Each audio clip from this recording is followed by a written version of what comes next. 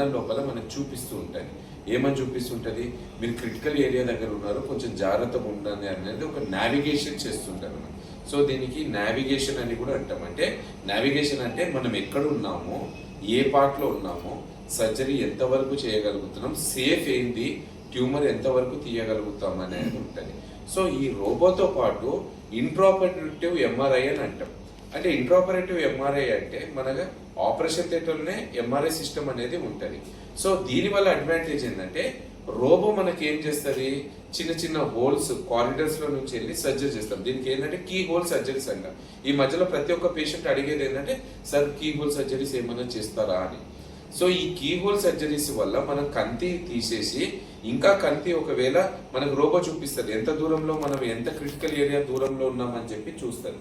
So చూపించిన తర్వాత మనకి ఆపరేషన్ థియేటర్లోనే ఎంఆర్ఐ ఉండడం వల్ల ఇమీడియట్ గా ఎంఆర్ఐ చేసేసుకొని మనం ఇంకా ఎంత దూరంలో ఉన్నాం, ఇంకా ఎంత ట్యూమర్ తీయగలుగుతాం అనే ఒక అవగాహన వచ్చి మళ్ళీ అదే సిట్టింగ్ లోపల సాధ్యమైనంత వరకు ట్యూమర్ 99% 100% ట్యూమర్ తీయగలుగుతాం. నెక్స్ట్ పాయింట్ ఏంటంటే, సో ఈ robotic assisted intraoperative MRI surgeries అంటాం. అంటే ఈ రోబో వల్ల మనకి అసిస్ట్ చేయడం వల్ల చిన్న చిన్న కీ హోల్స్ వల్ల మనం వెళ్ళి బ్రెయిన్ కంతిని లేకపోతే స్పైన్ సంబంధించిన సర్జరీస్, సో ట్యూమర్ అనేది కంప్లీట్ గా తీయగలుగుతాము.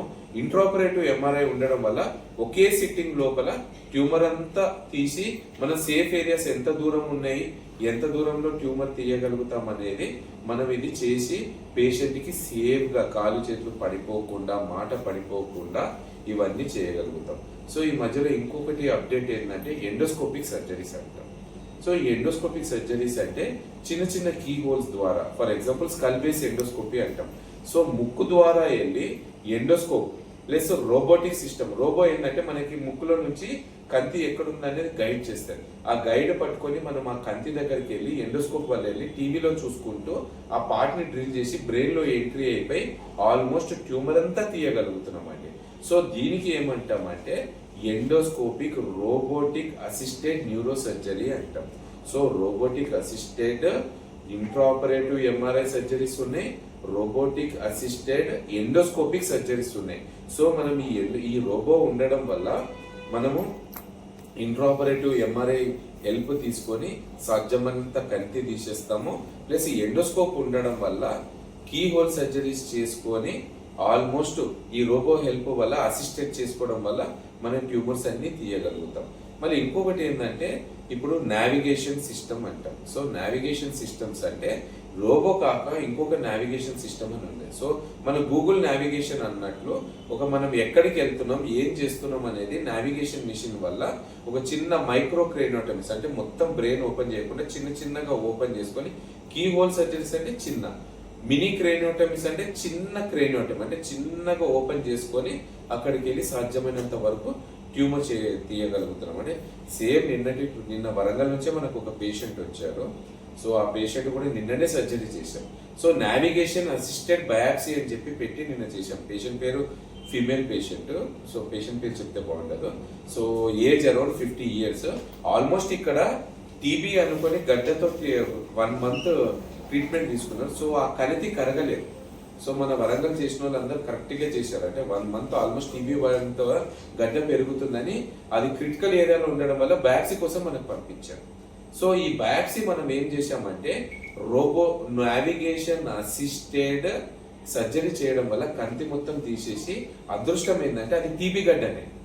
సో టీబీ మందులు వాడి కూడా మనకి ఎందుకు తగ్గలేదు అని అంటే వేరే సంబంధించిన అంటే టీబీ రెసిస్టెంట్ మెడిసిన్స్ ఉండే. సో ఇమీడియట్ గా అది పెట్టి టాబ్లెట్స్ ఉన్న సింపుల్ టాబ్లెట్స్ ని మార్చి ఇవాళ డిశ్చార్జ్ చేయగలుగుతాం. సో నిన్న అడ్మిట్ అయిన పేషెంట్ ఇవాళ డిశ్చార్జ్ చేస్తున్నాం. అంటే దీనివల్ల అడ్వాంటేజ్ ఏంటంటే ఈ robotic assisted neuro surgery, key hole surgeries వల్ల మన పేషెంట్ కి ఫైనాన్స్ తక్కువ అవుతుంది, అర్లీ డిశ్చార్జ్ చేసుకోవచ్చు, అర్లీ మొబిలైజేషన్ చేసుకోవచ్చు, ఇన్ఫెక్షన్ రేట్ కూడా తక్కువ ఉంటుందండి. సో ఇవన్నీ ఏంటంటే ఇవి ఉండడం వల్ల పేషెంట్ కి కేర్ మంచిగా ఉంటుంది, డెఫిసిట్స్ రాకుండా, ఫైనాన్స్ గా ఇన్ఫెక్షన్ లేకుండా సాధ్యమైనంత వరకు సేఫ్ గా పంపిస్తామండి. సో ఇదేనండి లేటెస్ట్ అప్డేట్స్. సో ఇంకొకటి ఏంటంటే న్యూరో మానిటరింగ్ సిస్టమ్ అని అంటారు. ఇంకొకటి లేటెస్ట్ ఏంటంటే న్యూరో మానిటరింగ్ అంటే పేషెంట్ మత్తు ఉండి వెంటిలేటర్ మీద ఉండగా మన కంతి తీస్తున్నప్పుడు పేషెంట్ కాలు చేతులు వీక్నెస్ వస్తుందేమో మనకి ఇమీడియట్ గా తెలిసిపోతాయి. అదంతా న్యూరో అనస్థిషియా వాళ్ళు చేస్తారనమాట. సో వేవ్స్ అన్ని చూసుకుంటే ఒకవేళ మనం క్రిటికల్ ఏరియా దగ్గర ట్యూమర్ తీస్తున్నప్పుడు కాలు చేతులు వీక్నెస్ వస్తుంటే వేవ్స్ డిప్ అవుతుంటాయి. వాళ్ళు మాకు ఎస్ఎస్సిపీస్ అండ్ ఎంఈపీస్ అంటాం. అనస్థిషియా డాక్టర్ మాకు సార్ మీరు క్రిటికల్ ఏరియా మీద ఉన్నారు, కాలు చేతులు వీక్నెస్ వస్తుంది, మీరు కొంచెం జాగ్రత్త పడండి అంటే ఇమీడియట్ గా ఆ ట్యూమర్ ని ఆ పార్ట్ నుంచి కొంచెం కొంచెం కొంచెం కొంచెం సబ్ చేసుకుంటూ ట్రాక్షన్ లేకుండా తీసేస్తాం. పాత పద్ధతులు ఏంటంటే పేషెంట్ మత్తులో ఉంటారు, ట్యూమర్ అంతా తీసేస్తాం, తర్వాత పోస్ట్ ఆప్ చూస్తే పేషెంట్ కాలు చేతులు పడిపోయి ఉంటాయి. అంటే అది పర్మనెంట్ డెఫిసిట్స్ అనమాట. ఇవి ఉండడం వల్ల టెంపరీ వీక్నెస్ వచ్చినా మనం పర్మనెంట్ ఇంజురీ చేయకపోవడం వల్ల విదిన్ 10-15 days లో మళ్ళీ కాలు చేతులు వచ్చే అవకాశం ఉంటుంది. సో ఇదేనండి latest updates. Robotic surgeries, intraoperative MRI, navigation assisted surgeries, neuro monitoring systems. So ఇవన్నీ ఉండడం వల్ల, అది కూడా మా యశోదలో ఈ టెక్నాలజీ ఉండడం వల్ల సాధ్యమైనంత వరకు సేఫ్ గా పేషెంట్ అన్ని ట్రీట్ చేసి పంపించగలుగుతాం. Thank you.